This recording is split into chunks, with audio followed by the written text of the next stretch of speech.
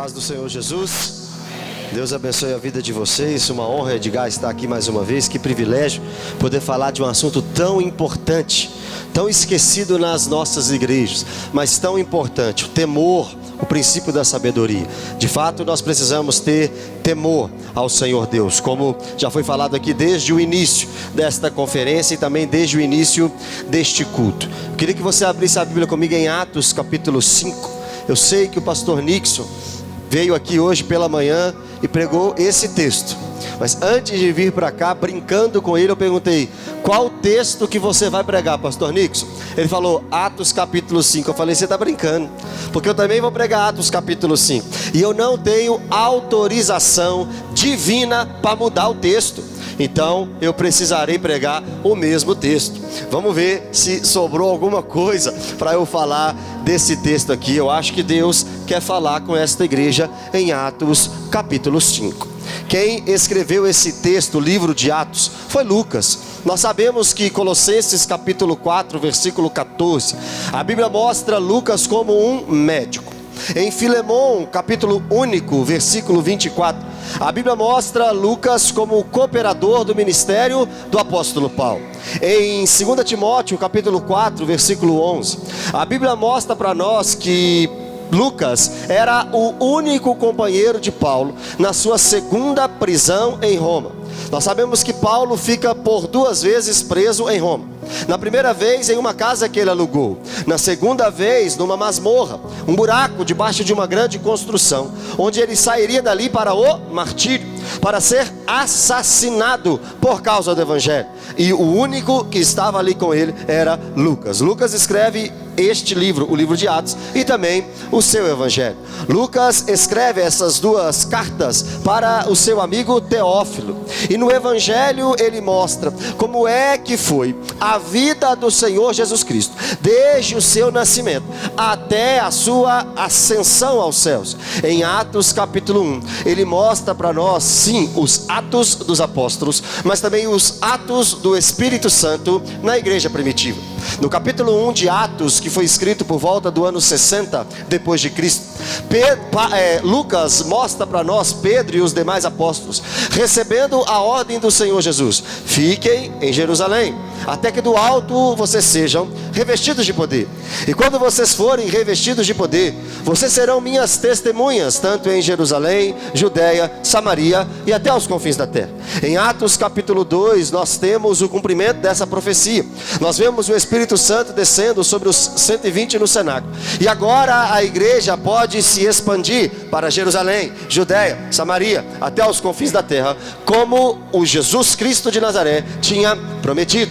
Em Atos capítulo 3, nós vemos aquela igreja agora com Pedro e João anunciando, pregando o evangelho e curando enfermos. Em Atos capítulo 4, nós vemos Pedro e João presos por causa do anúncio do evangelho. E depois soltaram Pedro e João. E quando soltaram Pedro e João, a ordem era: não pregue mais no nome de Jesus.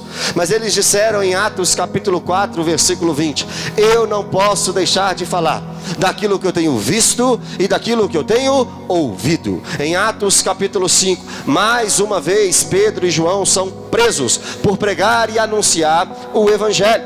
Ali, depois de serem espancados, Pedro e João dizem a seguinte palavra. Primeiro eles ouvem: parem de pregar neste momento sobre este nome. E eles responderam: mais importa agradar a Deus do que aos homens. Antes desta segunda prisão, antes de Pedro e João serem espancados, a Bíblia mostra para nós um fato de um homem chamado Barnabé, cumprindo aquilo que a igreja já estava fazendo. Ele tinha vendido todos os seus bens e entregado o dinheiro aos pés dos apóstolos, para que pudesse suprir a necessidade da igreja de Jerusalém. Perceba, não é para você olhar esse texto como algo normativo e vender tudo que você tem hoje e trazer aqui aos pés do pastor Edgar. Não é para você fazer isso. Naquele momento existia uma necessidade para isso. A igreja, que estava iniciando com 120, logo depois de uma pregação passou para 3.120. E depois em Atos capítulo 4 mesmo, a Bíblia mostra para nós que a igreja estava chegando a 5.000 homens. E claro que não contavam mulheres e crianças. Imagina um monte de gente da Judéia, um monte de gente de todo Israel, saindo das suas casas e indo até Jerusalém para comemorar a festa de Pentecostes, a festa de 50 dias depois da Páscoa. Agora imagina essa turma toda em Jerusalém, ouvindo que o Espírito Santo desceu, vendo as maravilhas e as grandezas do Espírito Santo de Deus, e não querendo voltar para casa. É claro que na superlotação houve esta grande necessidade, e por causa da grande necessidade da igreja, é que os homens da igreja vendiam tudo que tinham e entregavam aos pés dos apóstolos. No capítulo 4, no versículo 32, a Bíblia diz: da multidão que creram. Ou seja, uma multidão tinha se convertido ao Senhor Jesus. O versículo 34 mostra exatamente esta ação. Eles vendiam tudo que tinham e entregavam aos pés dos apóstolos. No versículo 36 e no versículo 37 do capítulo 4, a Bíblia mostra para nós este homem, Barnabé, que vendendo um campo, entregou com o coração generoso, como uma oferta verdadeira, tudo o que ele tinha recebido deste campo aos pés dos apóstolos, para que não houvesse nenhum necessitado na igreja de Atos. Mas o versículo 1 do capítulo 5 mostra para nós que em uma igreja, até na igreja primitiva, nem tudo são flores, nem todos são genuínos convertidos, nem todos são verdadeiramente cristãos dentro de uma igreja. 120 começou, 3.120, 5.120, diante de um grande exemplo, o exemplo de Barnabé. Agora temos um péssimo exemplo, o exemplo de um casal, Ananias e Safira. Perceba, Ananias e Safira farão quase que a mesma coisa que Barnabé, quase que com a mesma ação de Barnabé, mas com a intenção completamente diferente. E no reino de Deus não basta apenas ter uma boa ação, de fato tem que ter uma boa intenção. Nós estamos diante do Deus que tudo sonda, nós estamos diante do Deus que tudo vê, nós estamos diante do Deus do Salmo 139, onde a Bíblia diz: Senhor, tu me sondas e me conheces, sabes quando assento e levanto, esquadrinhas o meu andar e o meu deitar, conhece todos os meus caminhos, ainda a palavra não me chegou à língua e tu já conheces todas elas, tu me cercas por trás e por diante e sobre mim põe tua mão. Tal conhecimento é maravilhoso demais para mim, não posso atingir. Para onde fugirei eu da tua presença? Se subo aos céus, lá estás. Se faço da minha cama o mais profundo abismo, lá o Senhor também estás. A pergunta é: quem é que pode enganar o Deus do Salmo 139? Ananias e Safira tentaram fazer isso. Ananias e Safira tentaram copiar a ação de Barnabé, mas nós iremos ver no versículo 1 até o versículo 11 que esta ação de Ananias e Safira veio com um juízo de Deus e um temor em toda a igreja. O versículo 1 diz assim: entretanto, certo homem chamado Ananias, e olha que interessante, o nome de Ananias significa o Senhor é gracioso, com sua mulher Safira, que significa bela ou linda, vendeu uma propriedade, mas em acordo com a sua mulher, reteve parte do preço, e levando o restante, depositou aos pés dos apóstolos. No capítulo 4, no versículo 36 e 37, um homem chamado Barnabé vendeu uma propriedade e entregou aos pés dos apóstolos. No versículo 5, no versículo 1 do capítulo 5 e também no versículo 2, a Bíblia mostra também um homem vendendo também uma propriedade e entregando também aos pés dos apóstolos. Só que a diferença é na palavra reteve. Esta palavra reteve mostra para nós uma grande avareza no coração de Ananias e no coração de Safira. Esta palavra mostra para nós que Ananias e Safira não estavam com a mesma intenção de Barnabé. Barnabé vendeu tudo e Barnabé entregou tudo.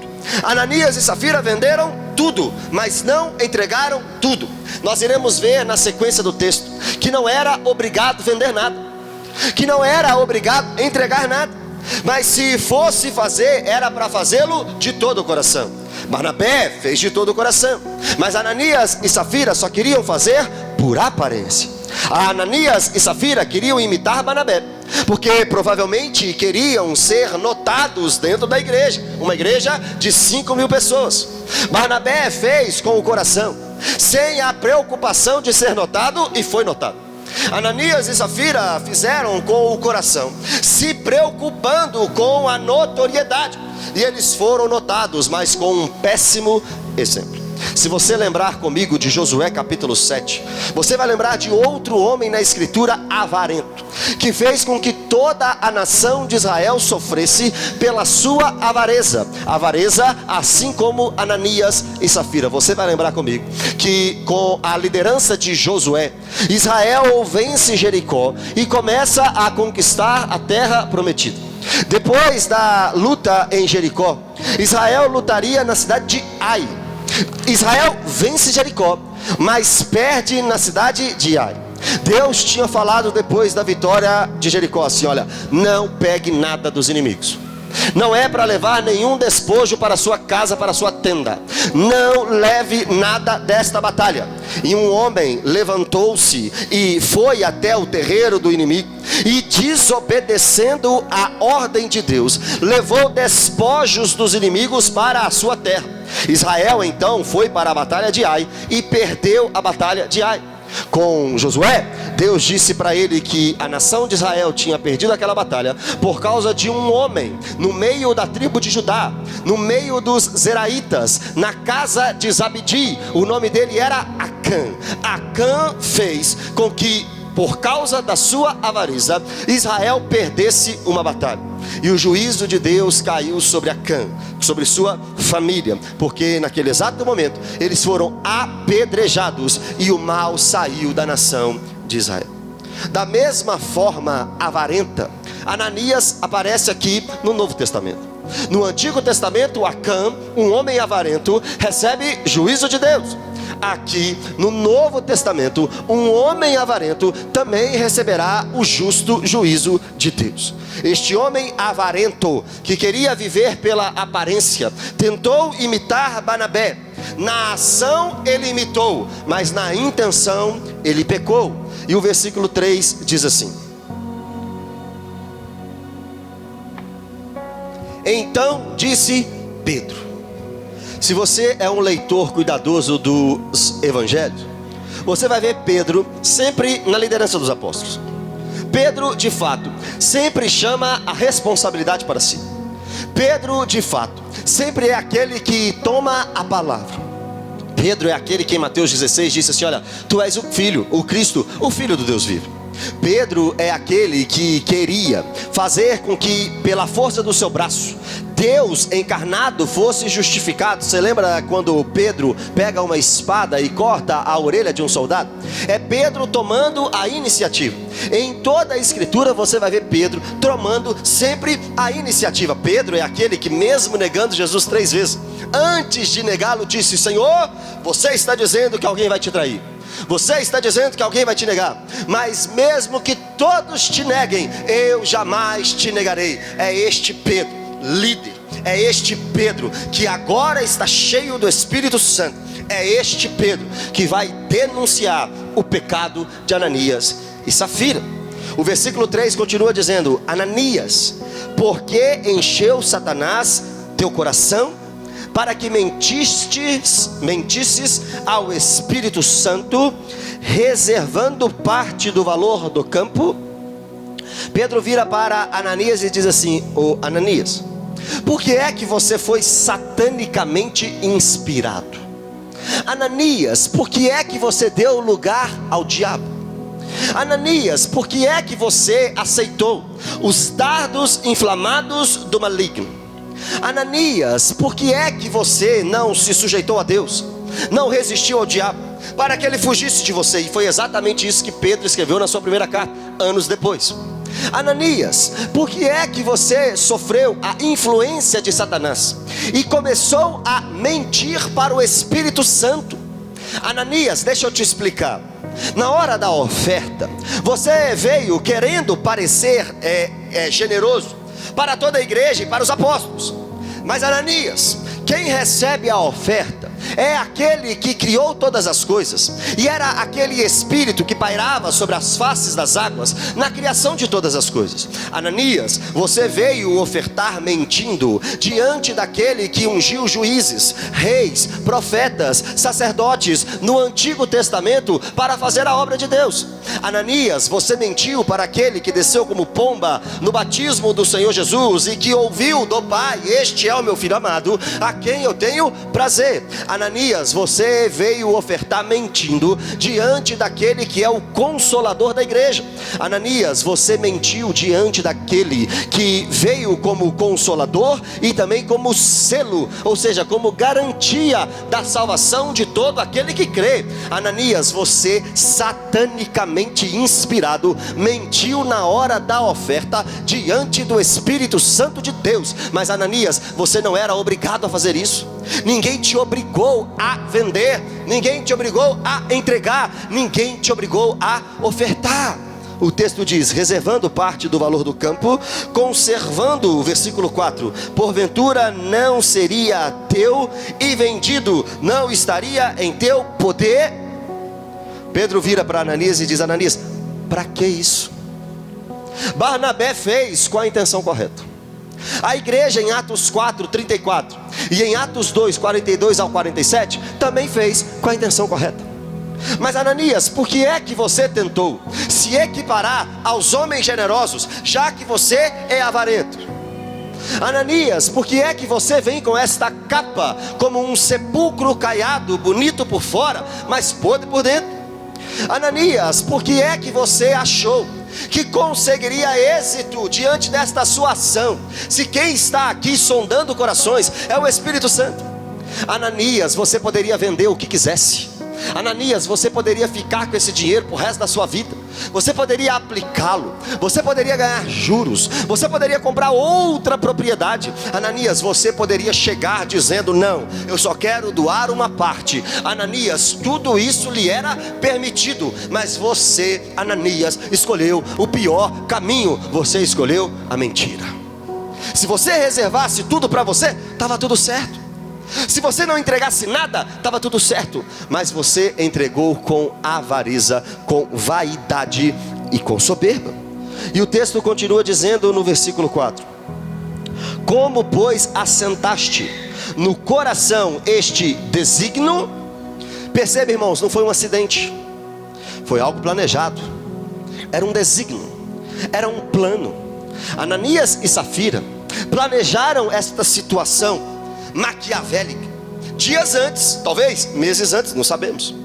Ananias e Safira plantaram isso em seu coração antes de executá-lo. Ananias e Safira não eram inocentes diante daquilo que eles estavam fazendo.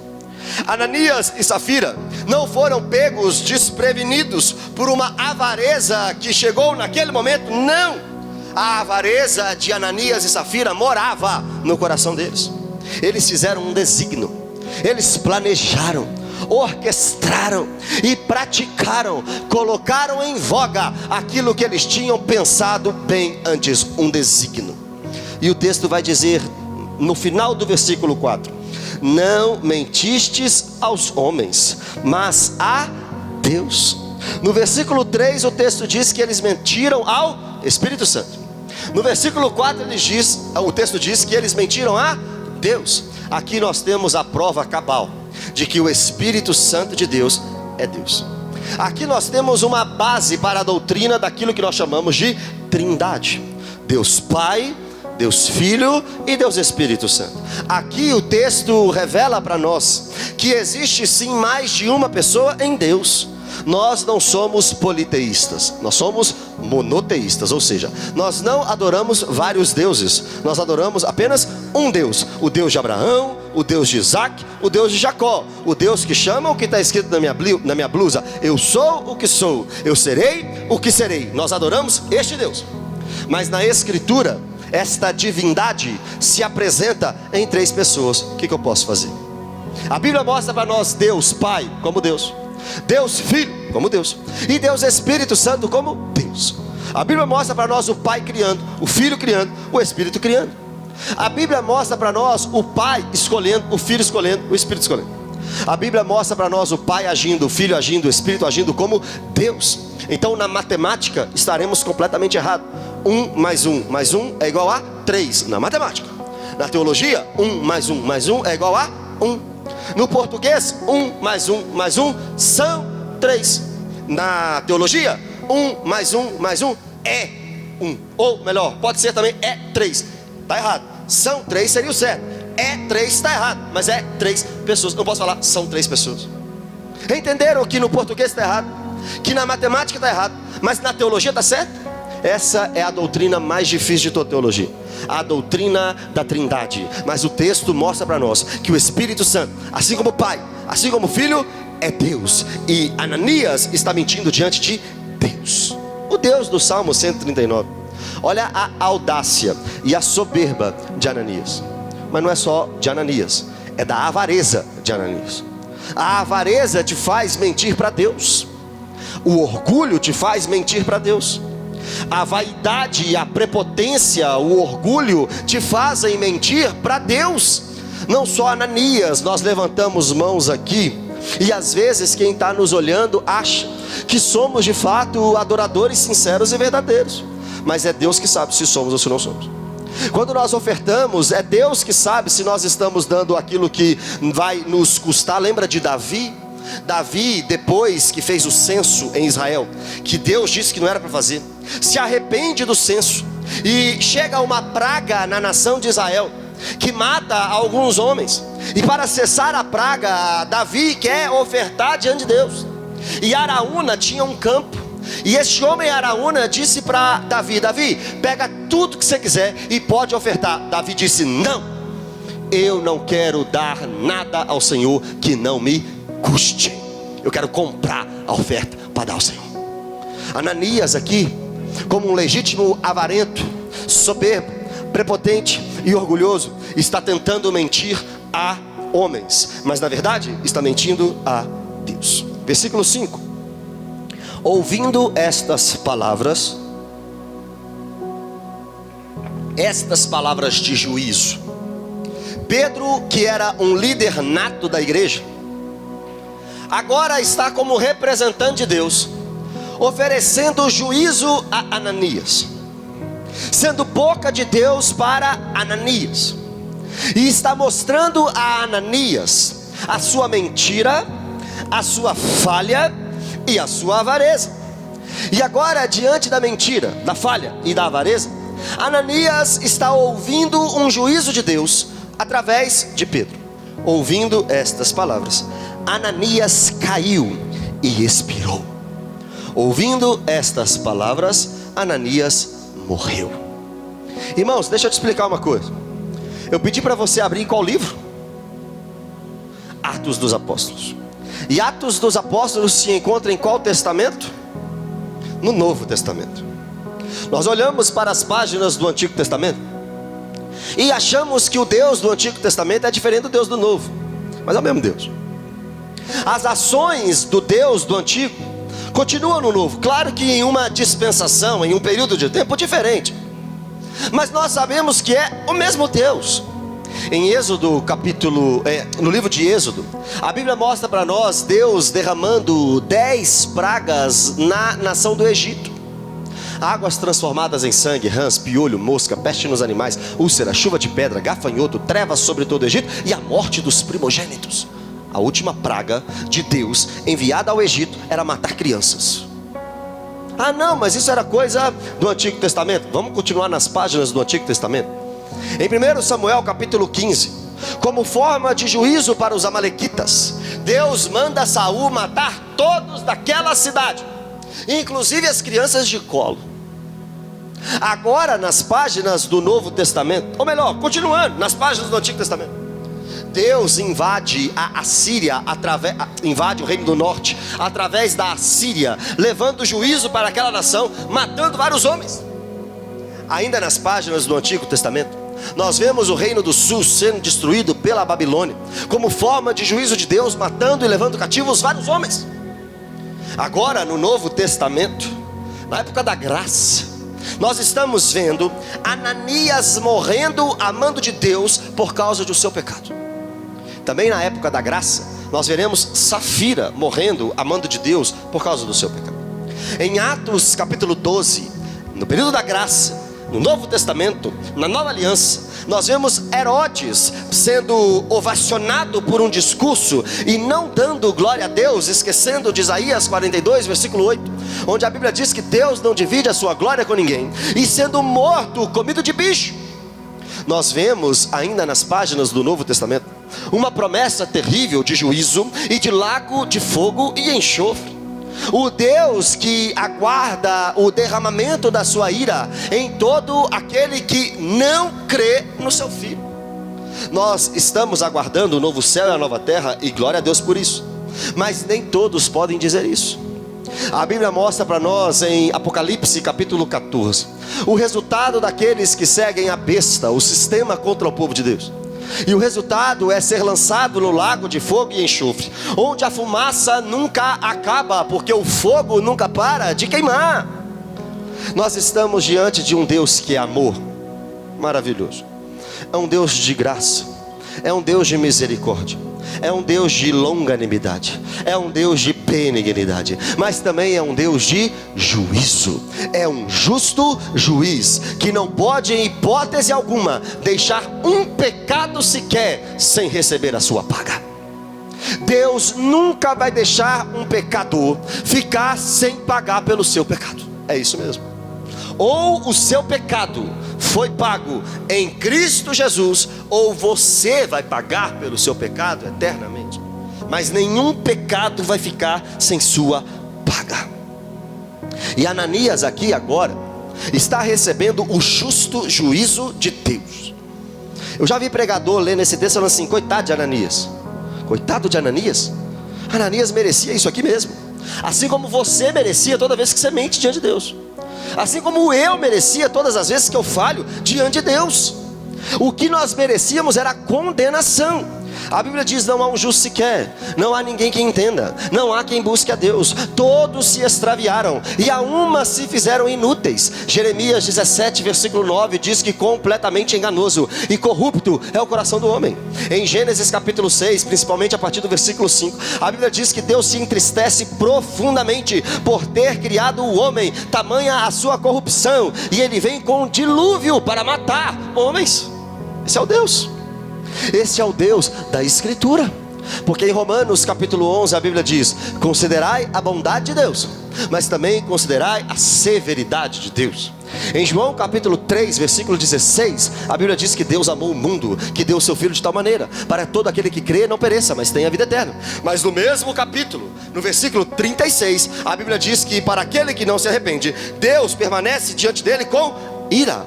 Em Salmo capítulo 5 e em Salmo capítulo 7, a Bíblia mostra que Deus já desembainhou a sua espada, e que se o pecador não se arrepender, ele será morto pelo próprio Deus. Então Ananias aqui não é um pobre coitado. Ananias aqui é alguém com uma ficha criminal tremenda e que precisa pagar pelos seus pecados. Ananias é um pecador contumaz, que agora se encontrou diante da mão pesada de Deus. E a Bíblia diz que justa coisa é cair na mão de um Deus terrível. Agora Ananias está morto. E o texto continua dizendo, no versículo 5: sobrevindo grande temor a todos os ouvintes. Temor é um santo medo. Temor é uma santa reverência. Temor é um santo respeito. O texto está mostrando para nós que existia uma multidão que cria, Atos 4:32. O texto está mostrando para nós que essa multidão entregava tudo porque não queria nenhum necessitado, Atos 4:34. O texto mostra para nós que Barnabé era um legítimo cristão e que pensava em Deus e no próximo. Barnabé amava Deus e amava o próximo, Atos 4:36 e 37. Agora a Bíblia mostra para nós um homem ímpio no meio da igreja.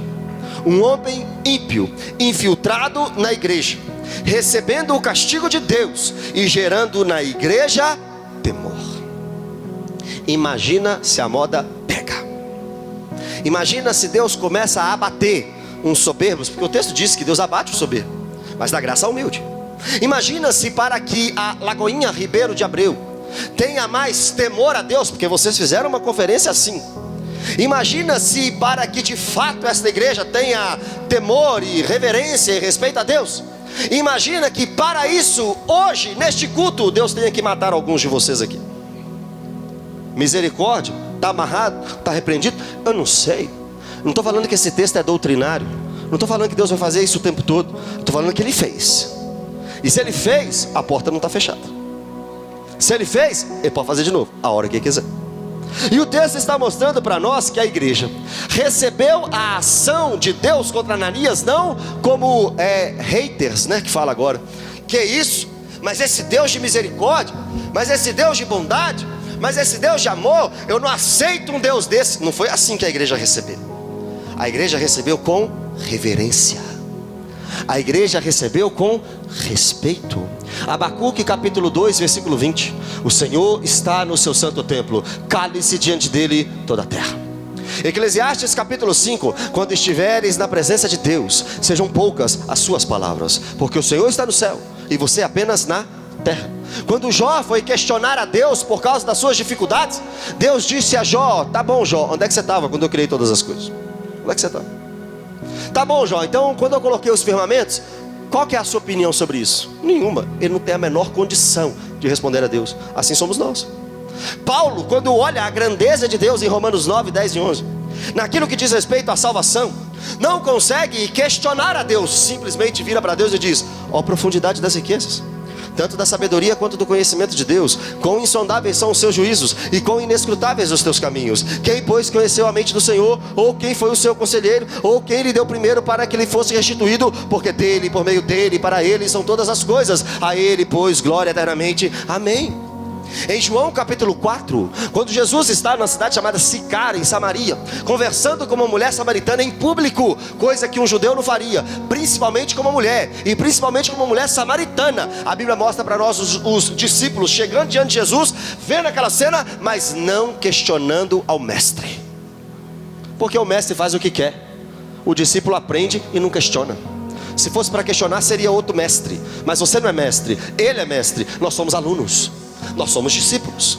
E a igreja está aqui agora, com grande reverência, respeito e um santo medo diante do Deus de Sabaote, o Deus dos exércitos.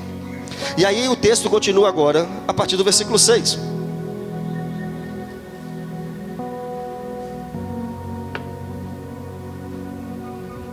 Levantando-se os moços, com certeza alguns que trabalhavam ali ou serviam a igreja, nós não sabemos nada sobre esses moços, cobriram-lhe o corpo e levando-o, o sepultaram. Nós não sabemos nada sobre os moços, mas nós sabemos sobre a ação dos moços.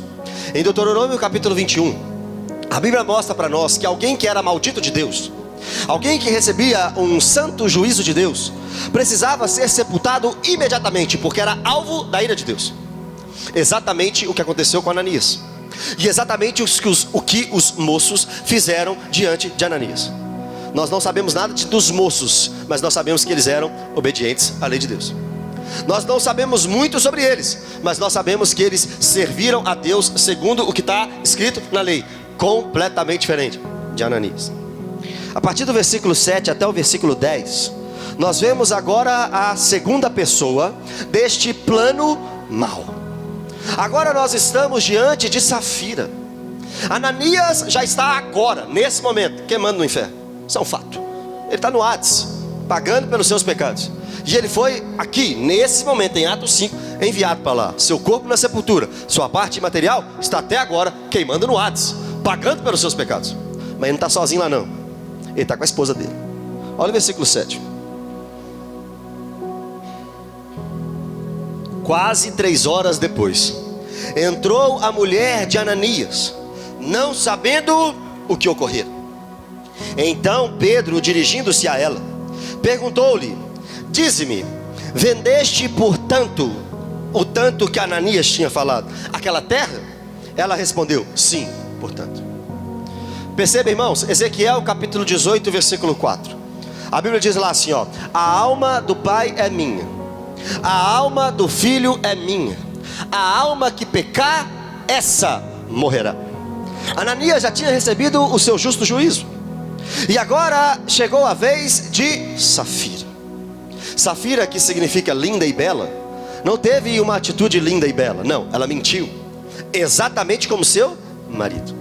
Só que percebe, Pedro não chegou a condenando, Pedro chegou perguntando: olha, você vendeu pelo preço que seu marido falou a propriedade? Irmãos, era o momento de falar não. Era o momento dela falar assim: opa, para tudo, eu pequei. Espera, Pedro, por favor, Pedro, me ouça, eu estou arrependido. Pedro, eu quero contar para você que eu tinha um desígnio firmado, juntado com o meu marido, para enganar a igreja, para enganar os líderes e para tentar mentir contra Deus. Pedro, eu estou arrependida. Não foi isso que ela fez. Ela continuou o plano maquiavélico. Ela continuou seguindo o desígnio mal do seu coração. E ela disse: sim, portanto, a alma do pai é minha, a alma do filho é minha, a alma que pecar, essa morrerá. Safira não morreu pelo pecado de Ananias, Safira morreu pelo seu pecado. Ananias pagou pelo seu pecado, Safira agora vai pagar pelo seu pecado. Versículo 9: tornou-lhe Pedro: porque entrastes em acordo para tentar o Espírito do Senhor? Ou seja, por que é que você está testando a longanimidade do nosso Deus? Lá em Apocalipse capítulo 2, nós temos uma igreja chamada Igreja de Tiatira. E lá tinha uma mulher chamada Jezabel. Nós não sabemos se o nome dela de fato é Jezabel, ou se ela parece com a mulher de Acabe, a pior mulher da Bíblia. Mas nós sabemos que Deus sabia que aquela mulher na igreja de Tiatira levava os homens para a idolatria e para a relação sexual ilícita. Mas o texto diz assim em respeito àquela mulher, segundo a boca de Deus: dei-lhe tempo para que se arrependesse. Ela todavia não quis arrepender dos seus pecados. Então eu vou prostrá-la de cama, vou julgá-la no lugar que ela pecou, e matarei os seus filhos, ou seja, os seus discípulos, para que todos saibam que eu sou Deus. Jesus disse isso lá em Apocalipse 2, pode ler o texto. E agora em Atos capítulo 5, a Bíblia está mostrando para nós outra mulher, Safira, tentando a Deus. Mas no versículo anterior, quando Pedro pergunta para ela o que ela fez, era Deus dando a ela a chance de arrependimento. Mas ela, assim como Jezabel da igreja de Tiatira, não quis se arrepender das suas maldades. E agora ela precisa então pagar pelo seu pecado. Se você está aqui e não se encontra na pessoa de Cristo Jesus, ou seja, se você não se arrependeu dos seus pecados e não confessou Jesus como seu único e suficiente Salvador, é mais uma noite de oportunidade para isso. É mais uma noite para que Cristo mostre a você que Ele levou naquela cruz os seus pecados. Caso contrário, você pagará pelos seus pecados, assim como Ananias e Safira. O texto está mostrando: sim, portanto, vendi, pequei, errei e continuo naquele erro, naquele pecado, naquela transgressão, naquela iniquidade. Então Pedro diz: por que é que você está abusando da longanimidade de Deus? Tem alguém aqui abusando da longanimidade de Deus? Tem aqui alguém abusando das oportunidades que Deus dá? Porque Safira abusou, e talvez você está abusando. Talvez Deus já te livrou uma vez, Deus já te livrou 2 vezes, Deus já levou um pregador para você uma vez, já levou um pregador para você a 2ª vez, já levou alguém para você para anunciar e pregar a palavra para você várias vezes, e Ele está me trazendo aqui hoje para falar de novo. Só que Safira não ouviu o pregador, Safira não ouviu Pedro. Então Pedro tem que dar mais uma vez a sentença. Versículo 9, parte B: eis aí à porta os pés dos que sepultaram o teu marido, e eles te levarão também. No mesmo instante caiu ela aos pés de Pedro e expirou. Entrando os moços acharam-na morta, e levando-a sepultaram junto ao marido. Ananias mentiu, caiu e expirou, foi sepultado. Safira mentiu, caiu e expirou, foi sepultada. 2 pecados, 2 julgamentos, 2 condenações. Tentando o Senhor Deus, mentindo ao Senhor Deus, receberam a paga pelos seus pecados. Agora no versículo 11, o efeito de tudo isso: e sobreveio grande temor. Perceba no versículo 5 e no 11, grande temor, oriundo de um grande juízo. Irmãos, impensável alguém ganhar R$1.000, chegar aqui dando 50 como um dízimo, que seria 100, e morrer no altar aqui. Não dá para imaginar um negócio desse, não dá para pensar um negócio desse, mas já aconteceu. Estou dizendo que, irmãos, o que está em voga aqui não é dinheiro, não é dízimo e oferta. Eu nem falei disso aqui, falei isso aqui agora como um exemplo. O que está em jogo aqui é a intenção do coração. Ananias e Safira eram avarentos. A mensagem não é sobre dízimo, a mensagem é sobre temor. Só que Deus usou um momento de oferta para mostrar a avareza de um coração, para mostrar para os homens que dizimar ou não dizimar, ofertar ou não ofertar, só esconde aquilo que você é, aquilo que está no seu coração. Só mostra também aquilo que está oculto, que ninguém está vendo. Ananias e Safira eram avarentos. Irmãos, é melhor você nunca dizimar, nunca ofertar, do que fazer isso mentindo. E Ananias e Safira fizeram isso mentindo. Só que Deus nunca perde o controle da história. Só que Deus sabe exatamente tudo o que vai acontecer e aquilo que podia acontecer, e Ele sabe de tudo. E é exatamente este mal que Deus reveste em bem para a igreja. Porque este mal, estes péssimos exemplos, Ananias e Safira, agora fazem com que a igreja tenha grande temor. Olha o texto: e sobreveio grande temor a toda a igreja. É a primeira vez que a palavra igreja aparece no livro de Atos. E a primeira vez que a palavra igreja aparece no livro de Atos é através de grande temor. Não tem como separar a igreja de temor. Sabe por que não? Porque nas bases de uma igreja verdadeira, em Atos capítulo 2, versículo 42 e 43, o texto diz que a igreja permanecia na doutrina dos apóstolos, no partir do pão, na comunhão, na oração. E o 43 diz assim: em cada alma havia temor. Uma igreja genuína tem doutrina, uma igreja genuína tem comunhão, uma igreja genuína tem partir do pão, uma igreja genuína tem oração, uma igreja genuína tem temor, santa reverência diante de Deus. E para que a igreja de Atos não fugisse desta lei de Deus, Ananias e Safira morreram. E a igreja agora tem grande temor. Só que não só a igreja lá. E a todos quanto ouviram a notícia destes acontecimentos. Imagina a cidade ouvindo: ó, não vai na igreja tal não. Por que não? Morreu 2 lá essa noite. Por quê? Porque mentiram a Deus, porque não reverenciaram a Deus. A igreja gerou temor, a comunidade estava com temor. Ao contrário disso, nós vemos o Salmo 126. Quando o Senhor restaurou a sorte de Sião, ficamos como quem sonha. Nossa boca se encheu de riso e nossa língua de júbilo. Então se ouviu dizer entre as nações: grandes coisas fez o Senhor por eles. Com efeito, grandes coisas fez o Senhor por nós, por isso estamos alegres. Olha o Salmo 126. Deus faz muita coisa para a nação de Israel. A nação de Israel reconhece, e todo o mundo daquela época reconhece o Deus de Israel. Agora em Atos capítulo 5, algo acontece na igreja. O povo da igreja reconhece, e também os outros povos reconhecem. Em Salmo, algo positivo; em Atos, algo negativo. Tudo gerando temor, respeito e reverência a Deus. Deus pode usar grandes prodígios, sinais e maravilhas para que as pessoas deste bairro o reconheçam. Pode. Mas Ele também pode fazer isso com algo terrível. Também pode. Nós temos esses exemplos na Bíblia.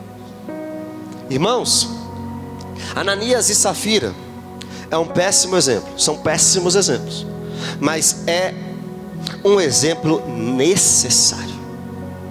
Nós não estamos conversando aqui com o João da esquina. Nós não estamos conversando aqui com um amigo de infância. Nós estamos falando sobre Deus. E quando estamos diante de Deus, podemos ter total intimidade. Podemos chamar de Abba, paizinho. Podemos entrar com ousadia e intrepidez. Podemos. Mas a oração diz Pai Nosso, é verdade, mas diz que estais nos céus. Ou seja, ao mesmo tempo que Ele é o nosso Pai, Ele continua sendo a nossa autoridade. Não misture as coisas, compreenda as duas faces de Deus. Ele é Pai, mas Ele também é o nosso Senhor, e Ele requer temor, reverência e respeito. Pai, obrigado por essa noite. Obrigado pela Tua palavra, Senhor. Obrigado pela Tua igreja.